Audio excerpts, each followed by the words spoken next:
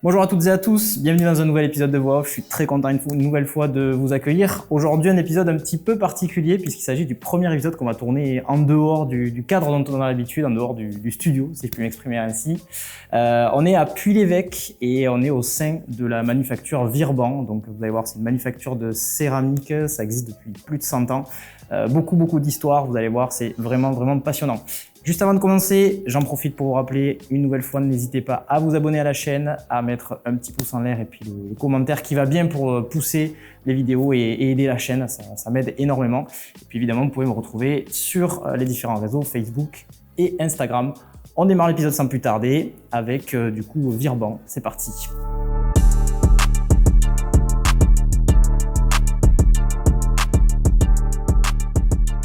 Bonjour Vincent. Bonjour. Merci beaucoup du coup d'avoir répondu favorablement à mon invitation. Donc on est aujourd'hui au sein de la manufacture Virban. Donc je vous laisse peut-être très rapidement déjà introduire le sujet, vous présenter, puis présenter aussi l'activité. Qu'est-ce que vous faites ici? Alors moi je m'occupe, on est plusieurs chez Virban, moi je m'occupe plus de tout ce qui est recherche, développement et en même temps de toute la partie création. D'accord. Et donc aussi une forte partie technique. D'accord. Alors vous faites partie des personnes qui ont repris, c'est ça la manufacture, il y a quelques années de ça. On va y revenir, on va un petit peu détailler tout ça, puisque en fait Virban c'est une institution, ça fait un peu plus de 100 ans que vous existez, enfin que l'entreprise existe. Déjà, est-ce qu'on peut commencer peut-être très rapidement par dépeindre un peu voilà, l'activité? Donc vous êtes situé à Puy-l'Évêque. Qu'est-ce que vous faites, qu'est-ce que vous fabriquez, qu'est-ce que vous produisez ici? Alors actuellement on est situé à Puy-l'Évêque, donc dans le Lot, et on fabrique ici, on a une particularité, c'est qu'on fabrique entièrement de façon artisanale, entièrement manuelle. Okay. On travaille uniquement sur des techniques de précision et on essaye de faire tout ce que les machines ne peuvent pas faire, mais en même temps en maîtrisant parfaitement le savoir manuel pour pouvoir reproduire des pièces qui en principe sont artisanales. Donc porcelaine, faïence. Tout à fait. Et donc c'est une autre de nos spécificités qui est assez rare parce que historiquement toutes les manufactures étaient assises sur une carrière. Donc une carrière donne une essence de terre. Et nous, c'est une manufacture qui s'est créée au début du XXe siècle où il y avait des transports. Et donc, historiquement, on a fabriqué des matières qu'on pouvait transporter. Donc, on a pu travailler à la fois la faïence, le grès et la porcelaine. D'accord. Ce qui amène dans toutes nos productions, dans l'approche créative ou dans l'approche de solutions pour nos clients ou pour nous-mêmes, une grande diversité de produits et de qualité technique ou artistique. Ok. Et alors après, ce que j'ai vu en travaillant un petit peu le sujet, c'est que vous avez une vision quand même qui est assez... Enfin, vous essayez d'être un peu entre je dirais une vision un petit peu historique, mais à la fois contemporaine. Enfin, vous essayez de rechercher des pièces quand même qui vont avec l'air du temps, tout simplement. Alors c'est plus que l'air du temps, c'est que ça veut dire que souvent, à partir du moment où c'est artisanal ou manuel, on voit ça comme de la tradition, des choses comme ça. Nous, on va au contraire utiliser tout cet aspect très manuel, très artisanal pour paradoxalement faire de l'innovation et être extrêmement innovant. Ça veut dire qu'on va pouvoir, de façon empirique, retrouver des choses ou développer des choses ou réinventer certaines choses, des effets, des matières ou jouer avec les terres, ce que l'industrie ne permet pas toujours. Ça veut dire que là où un outil industriel, il va permettre de faire des gros volumes, un laboratoire de développer des choses extrêmement précises, nous, on va être à la marge de tout ça et pour pouvoir faire des recherches qui soient très portées sur le geste, sur la précision, à la fois qui vont associer à la fois l'œil, le toucher, la technique. D'accord. Oui, empirique parce qu'en fait, vous, contrairement peut-être à ce qui se fait dans l'industrie, c'est que vous allez vraiment être sur presque du sur-mesure au tout début. Il y a une phase de recherche en fait avec vos clients pour essayer de trouver des pièces qui conviennent finalement. C'est tout à fait ça. Ça veut dire que là où vous allez aller voir d'autres fabricants qui vont vous proposer, leur dire voilà ce que je peux faire et vous allez... en fait, c'est vous qui allez adapter votre création au savoir de la pièce. Ouais. Nous, on travaille vraiment comme des laboratoires ou des prototypistes. D'accord. Ça veut dire qu'on ne répond pas à une demande formelle, je veux une tasse telle cote 32 avec une petite tasse, avec ceci, cela, avec tous ces codes-là. On va répondre en disant quel est l'usage que vous souhaitez de votre pièce, quel est le coût ou ce que vous êtes prêt à mettre comme montant. et quel est l'esprit que vous pouvez donner. C'est-à-dire que vous pouvez venir chez moi en disant je veux une tasse à café, une feuille d'arbre et dire 15 €. Ouais. Et nous, on fait des workshops où on développe de nombreux ateliers, de nombreuses recherches. Il y a des gens qui sont spécialisés, qui font ça que sur les zébos chez nous. Ouais. Et nous, on va vous dire, bah voilà, on va choisir une terre en fonction de la résistance que vous souhaitez. Et on va dire, bah voilà, nous, feuilles d'arbre, on a choisi plutôt vert, plutôt de la nervure, quelque chose de très organique. Et on va vous proposer cette tasse-là. D'accord. Et non seulement vous proposer ça, mais l'avantage de croiser les trois terres, c'est qu'on va pouvoir vous proposer en fait toute une grande diversité de techniques. Parce que paradoxalement, le fait d'être artisanal n'oblige pas à régler un outillage pour 10 000 ou 30 000 pièces, ou avoir un énorme investissement sur une machine et être obligé de se caler aux contraintes de la machine. Nous, on a des gens qu'on forme en permanence, toute l'année. Et on va pouvoir justement dire, bah non, mais nous, on va adapter notre savoir grâce à l'intelligence humaine et à la dextérité du geste pour pouvoir vous faire quelque chose qui est pas moins vu communément ou plus original. Ouais. Parce qu'on parle d'artisanat et de sur-mesure, mais pour que les gens se rendent bien compte, on est quand même dans une manufacture relativement grande. Vous avez quand même un nombre d'employés relativement important aussi. Enfin, c'est quand même quelque chose qui a pris de l'ampleur quand même malgré tout. Ah, tout à fait. En fait, ce travail d'artisanat, on a essayé de le calibrer parce que pour le lier à l'excellence, ça veut dire qu'au bout d'un moment, faire de l'artisanat pour faire que quelques pièces ou faire de l'artisanat et en même temps avoir une chose qui sort bonne, une chose qui sort pas bonne, le nerf de la guerre dans nos métiers, c'est le rebut. D'accord. Ça veut dire qu'en fait, on va fabriquer une pièce de A à Z. Et c'est à la sortie du four qu'elle va être bonne ou pas bonne. Ouais. Donc en fait, cette exigence, finalement, le rebut fait que 50% de rebut, c'est 2 fois le prix de la pièce. Ah oui. Donc cette exigence-là fait qu'on a beaucoup développé le fait de contrôler au maximum les paramètres, d'essayer de voir où on pouvait trouver les défauts. Et on a poussé ça jusqu'au fait de se dire, bah, finalement, toute cette partie de contrôle, de précision, du geste, des pesées, du contrôle des terres, du mélange des terres, de la composition des émaux, va nous permettre aussi d'offrir quelque chose qui est absolument une grande diversité en innovation de couleurs, de formes, de mariage, de choses comme ça. D'accord. Parce que pour que les gens s'y situent, vos clients aujourd'hui, la typologie, ça va être, on peut parler de luxe ou enfin, quelle typologie de personnes vous ciblez, avec qui vous travaillez majoritairement actuellement?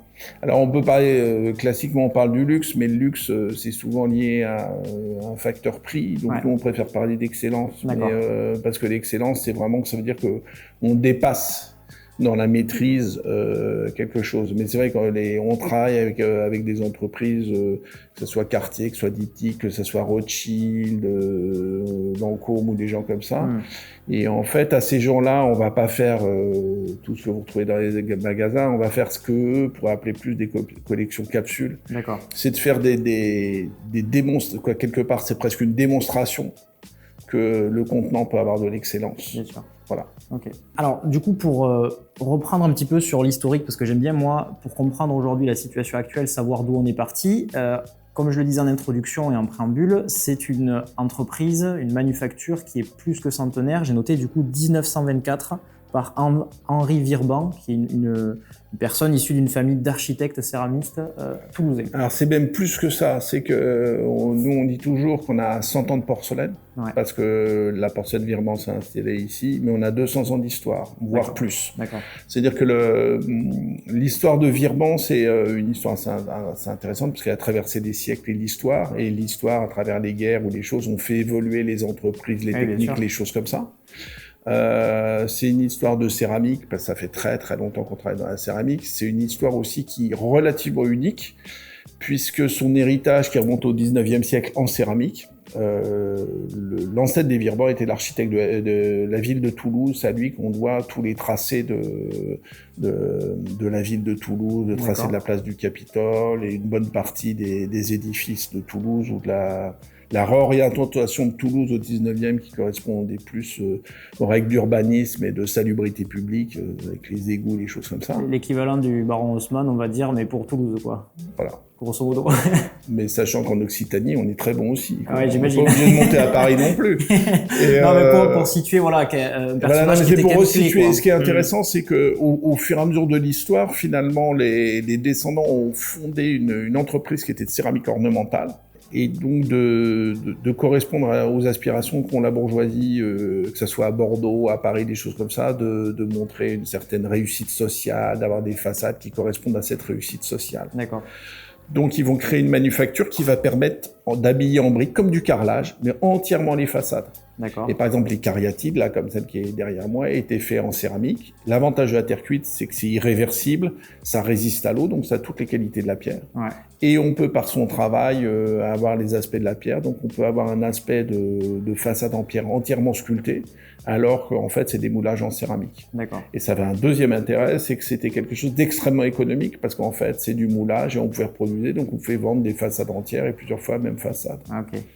De cette histoire de céramique, ça va évoluer et c'est petit à petit, ça va le 19e, ce style très éclectique va un petit peu passer et un des descendants, Henri Virban, lui, va arriver avec l'arrivée de la porcelaine. Il va s'installer ici pour réaliser tout ce qui est porcelaine électrotechnique. D'accord. Au début du XXe siècle. Ok. Par la suite, la bakélite va arriver et donc le successeur de Henri Virban, lui, va décider de se lancer, chercher une nouvelle approche et il va dans un premier temps faire tout ce qui est poignée de porte en porcelaine, choses comme ça, mais ça aussi, ça va et va évoluer. Donc le suivant va faire tout ce qui est céramique ornementale et décorative. Et il va y avoir, là, ça va être une période très très intéressante parce que dans les années 60, il n'y a pas une grande tradition de céramique dans le sud-ouest. Et il va chercher qui peut dessiner de la vaisselle. Il va faire appel à tout un ensemble de potiers qui sont à la Borde. D'accord. Et il va demander à ces gens-là qui sont des potiers, qui font tout seuls dans leur atelier, Ouais. de dessiner des modèles pour l'industrie. Et c'est un des premiers mariages qui existe, qui est assez rare, entre des artisans potiers et des industriels. Normalement, il y a une vraie cassure, c'est deux mondes différents, et c'est la première fois qu'il va y avoir une véritable collaboration avec ces gens-là. Ok.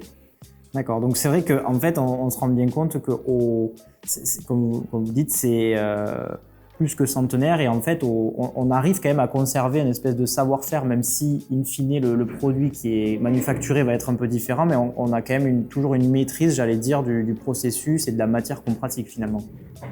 Tout à fait. En fait, c'est ce qui est vraiment intéressant, c'est que la mutation vous force à développer des recherches, à apprendre de nouvelles choses, à développer de nouvelles techniques. Mais en même temps, cette mutation, elle fait pas que vous oubliez ce que vous avez fait avant. Bien sûr. Et donc, l'héritage de Virban, pour ça, est très intéressant parce qu'il va passer, du coup, quasiment de la brique à l'ornemental, quasiment à la statue, à la sculpture. Il va passer, avec les années 60 et ce travail avec des potiers, à des choses très très formelles, très pointues, très artistiques, quoi, ce travail très artistique. Il va suivre en plus avec un travail très très important sur tous les émaux, parce que ces potiers souvent sont des potiers de grès. Ouais. Et ces potiers de grès ont l'habitude de travailler beaucoup les arts du feu, les mélanges, les cendres, des mélanges comme ça. Et donc du coup, toutes ces cultures-là, en fait, elles se remplacent pas, elles s'additionnent. Et ce qui fait que cet héritage nous permet en fait d'avoir une vraie histoire. Alors même si toutes les techniques sont pas, on peut pas maîtriser toutes les techniques, mais le fait d'avoir cet héritage-là marque la personnalité de la manufacture, marque ce qu'elle peut proposer et permet aussi d'avoir un esprit extrêmement ouvert. D'accord. Si on avance un petit peu plus au niveau de l'histoire, on va se projeter début des années 2000. Donc là, on parle véritablement d'une nouvelle ère, puisque c'est le moment où vous intervenez, vous Vincent. C'est une période un peu compliquée, j'ai l'impression, enfin de ce que j'en ai compris, par l'ancien propriétaire de la manufacture. Et donc, qu'est-ce qui se passe en fait voilà, j'ai lu liquidation judiciaire et puis une décision forte à prendre en fait début des années 2000. Alors c'est plus l'ancien faut rendre à l'ancien propriétaire justice. C'est pas lui qui il a mis son entreprise en gérance, c'est le gérant qui l'a fait péricliter. D'accord. Alors nous, quand on arrive, oui, en effet, alors c'est très marrant, c'est l'étape des années 2000. Nous, on a des étapes qui sont très marquées. D'accord. Les années 2000, on dit c'est l'étape des designers. C'est-à-dire Ok. qu'avant, c'était l'étape des arts les arts décoratifs, la sculpture, et là, c'est l'époque des designers. Nous, on est éditeur de designers contemporains qui D'accord. sont Olivier Gagnère, Ettore Sottsass et moi-même. Et dans les premières collections qu'on a faites pour notre maison d'édition, il y avait énormément de céramique. Et D'accord. quand on cherche un fabricant, on rencontre dans un premier temps Virban qui va fabriquer nos pièces. Et quand Virban va avoir des difficultés jusqu'à fermer ses portes, c'est là où, avec l'appui de la communauté des communes, qui nous a soutenus dans ce projet, qu'on a décidé d'essayer de relancer Virban. On va arriver et nous, on va dire, voilà, on va travailler pour des designers, pour faire des pièces plus d'exception, qui demandent plus de maîtrise. Ouais.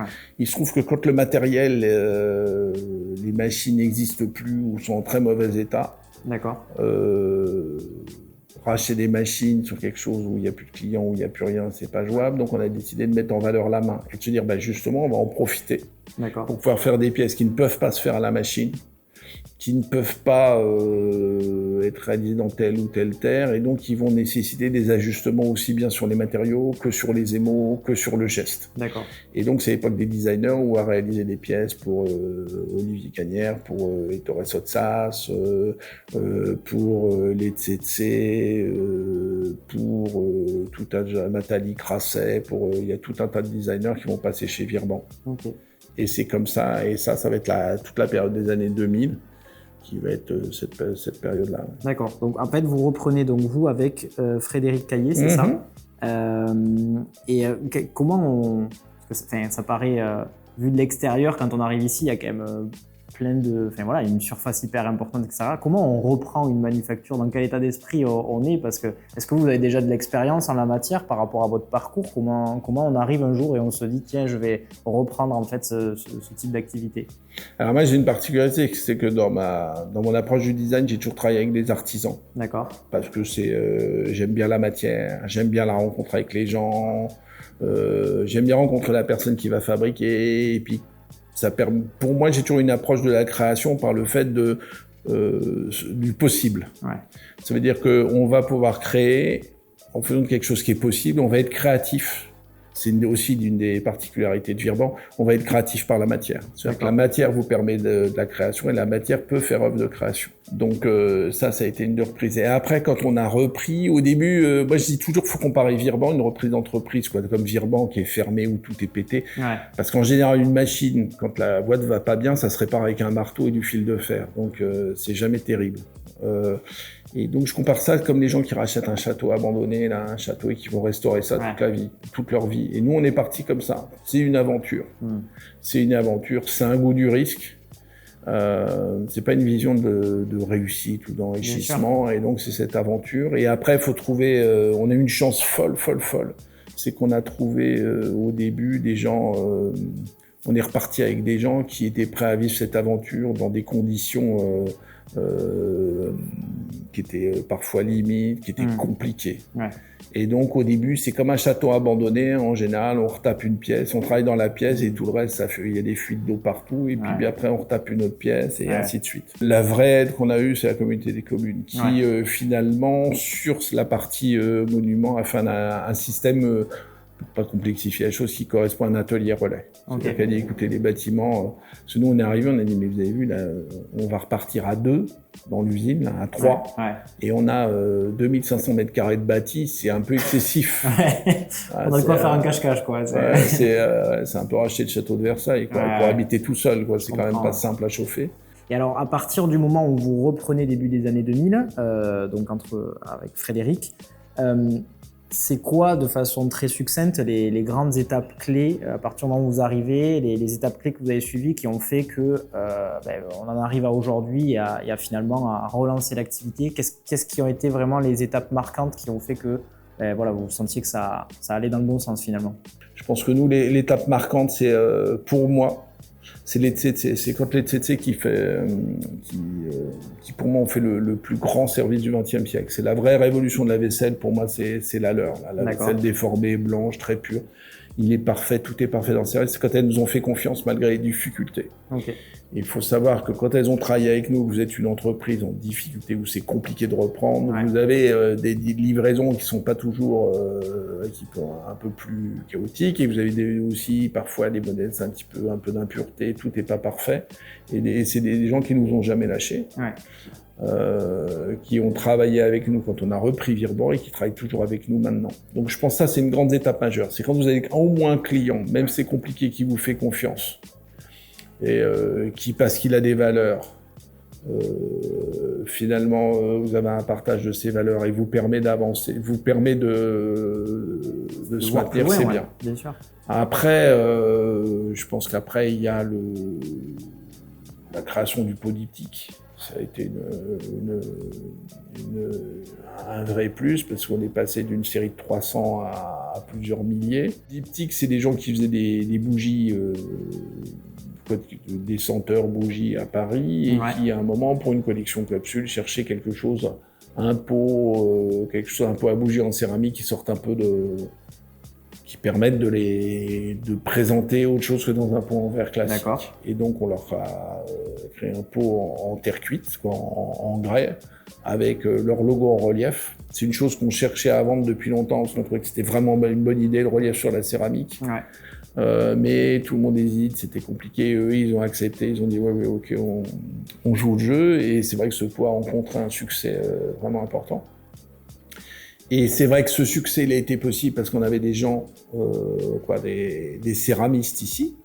Et je crois que plus de dire que les étapes et quel client vous a révolutionné, c'est ce que nous ont permis les gens qui travaillent chez nous. D'avoir conservé en fait cette... C'est-à-dire que vous pouvez dessiner le plus beau vase du monde, le truc le plus incroyable du monde. Il y a deux choses, si vous n'avez pas le client, mais il reste chez vous, sur votre cheminée, vous êtes le seul à en profiter. Et si vous n'avez pas des gens capables de le faire, ça sert à rien. Je comprends. Et j'avais une autre question aussi quand j'ai préparé le sujet qui m'est venu. Comment ça se fait que l'activité historiquement est née à Puy-l'Évêque? Est-ce qu'il y a une raison particulière ou pas du fait que ce soit ici? Historiquement, par exemple, toutes les manufactures, il y a une chose qui est très... Alors nous, c'est particulier, parce que c'est paradoxal, parce que c'est un siècle où on aurait pu faire.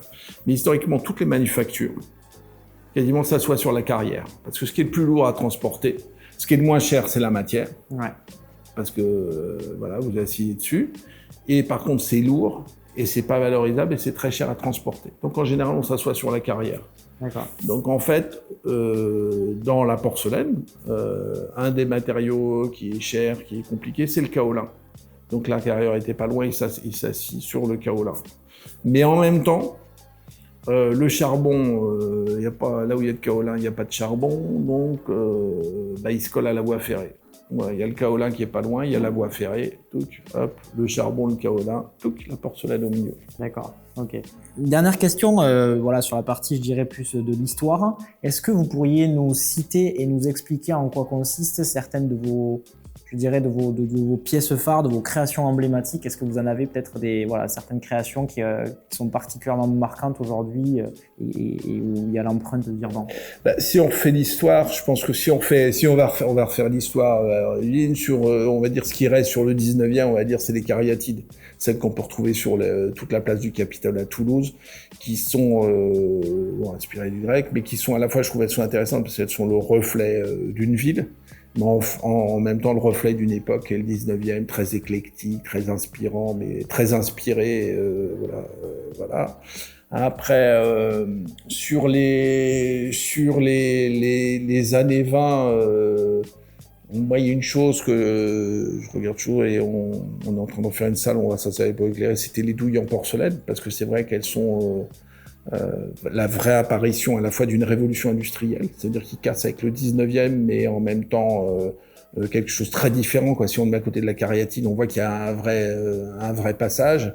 Sur les emblématiques des années 60, moi il y en a un que je trouve qui est emblématique, mais c'est un goût personnel, c'est le vase que nous on appellerait d'Yves Moïse, qui est un grand vase, je trouve qui est pour moi qui est une pièce qui artistiquement ou sur le plan formel est vraiment extrêmement intéressante, extrêmement marquée, extrêmement typée, et en même temps Elle a tous les codes des potiers grès et en même temps elle est parfaite en porcelaine. Donc je trouve que c'est une pièce marquante. Sur la reprise de Virban et d'Az 2000, je prendrais le service des Tsetse. Okay. Même s'il a été créé avant, parce que je trouve que c'est un service remarquable. Je l'ai chez moi, je l'adore. Voilà, et je trouve que c'est vraiment bien. Après, sur la période designer, donc un peu plus tardif, je prendrais un vase emblématique de designer qui est le vase du Café Marly d'Olivier Gagnère. Le vase Marly qui est emblématique de son travail, et emblématique de ce qu'on a réalisé, et emblématique d'un lieu qui est incroyable, qui est le Café Marly à Paris. Et après, si on avance sur l'étape qu'on va appeler celle de l'excellence, c'est vrai que je prendrais quand même le pot à bougie diptyque.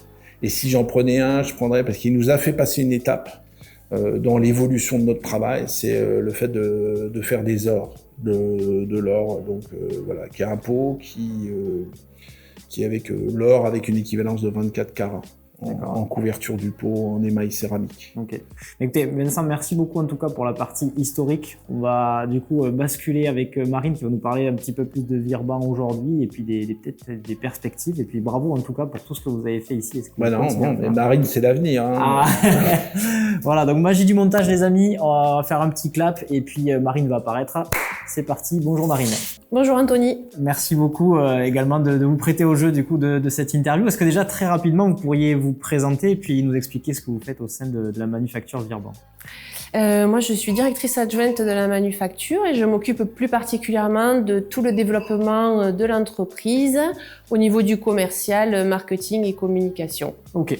Alors, on a vu avec Vincent, on a vu un petit peu tout le parcours et l'histoire qui a été relativement riche de Virban, un vrai patrimoine. Est-ce qu'aujourd'hui, on va parler un peu plus de Virban et d'actualité. Est-ce que pour que les gens puissent se représenter, j'allais dire, de quoi il s'agit, est-ce que déjà vous pourriez nous donner quelques chiffres un petit peu clés, voilà, grosse maille pour qu'on se rende compte un petit peu de l'activité, nombre de collaborateurs, etc. etc. Alors aujourd'hui, vous êtes sur un site de plus de 10 000 m², il y a 25 collaborateurs. Et effectivement, Virban, au regard de toute son histoire, puisqu'on a plus de 100 ans de porcelaine, 200 ans d'histoire, c'est de plusieurs milliers de pièces, vous imaginez bien, produites chaque année. On part du projet évidemment sur mesure jusqu'à des petites séries, tout en restant en fait dans le cœur et l'ADN de Virban des savoir-faire d'excellence. Ouais, donc à aujourd'hui, en fait, on est d'accord que vous êtes, quand bien même il y a ce côté artisanat, vous êtes quand même une manufacture internationale. Enfin, vous bossez avec des gens de partout dans le monde finalement. Exactement. Aujourd'hui, Virban, c'est vraiment au-delà d'un rayonnement régional, territorial évidemment, parce qu'on est implanté dans le Lot depuis de nombreuses années, mais son rayonnement va bien au-delà, au niveau national et international, et notamment, en plus, je me permets de parler d'une actualité forte cette année en 2025, ouais. Puisque dans le cadre de ce développement international, nous sommes partenaires de l'exposition universelle à Osaka, donc au Japon, ouais. Du pavillon France évidemment.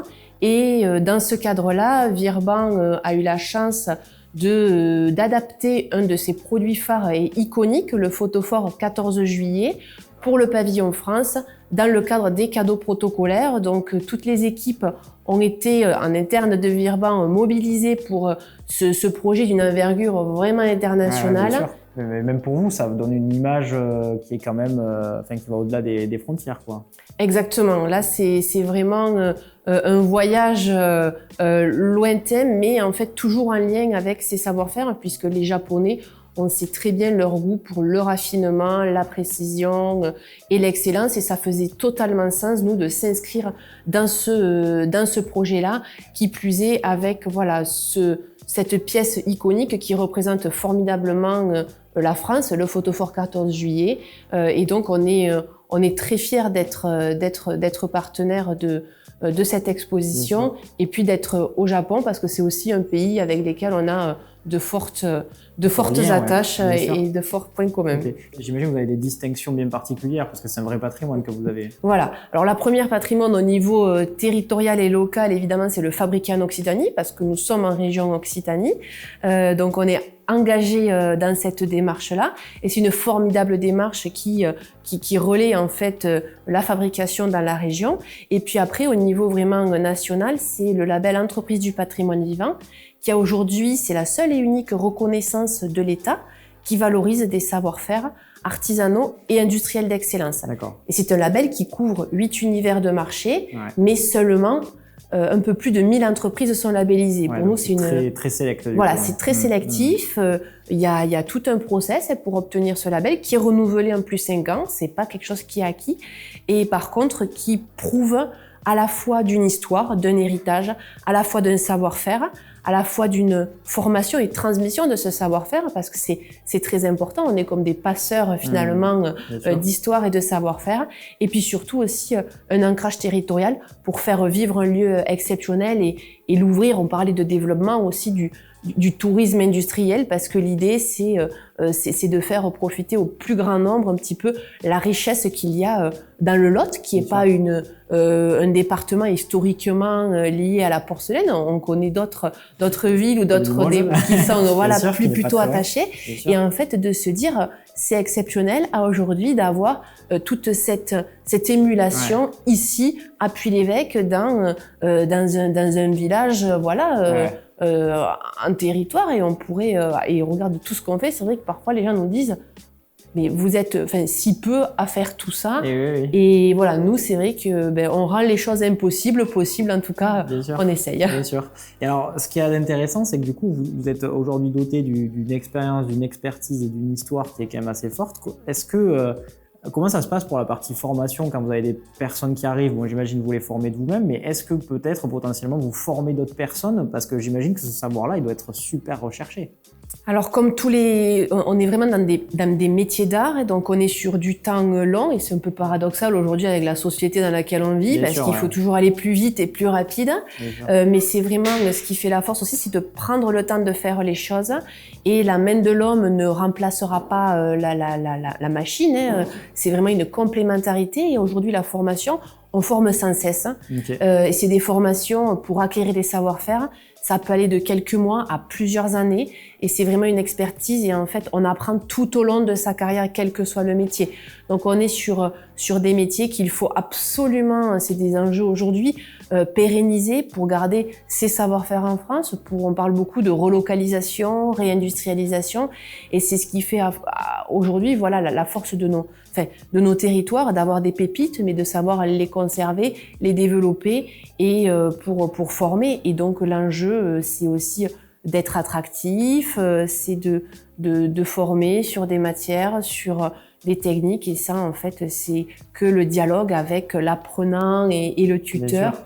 C'est aussi beaucoup d'observation, c'est aussi beaucoup de rigueur, beaucoup de curiosité, et donc finalement c'est tous ces ingrédients-là qui font que c'est vraiment un enjeu très important aujourd'hui. Super. Écoutez Marine, merci beaucoup de m'avoir ouvert les portes en tout cas de Virban. On a vu un petit peu toute l'histoire, et puis voir un petit peu de quoi il en ressort.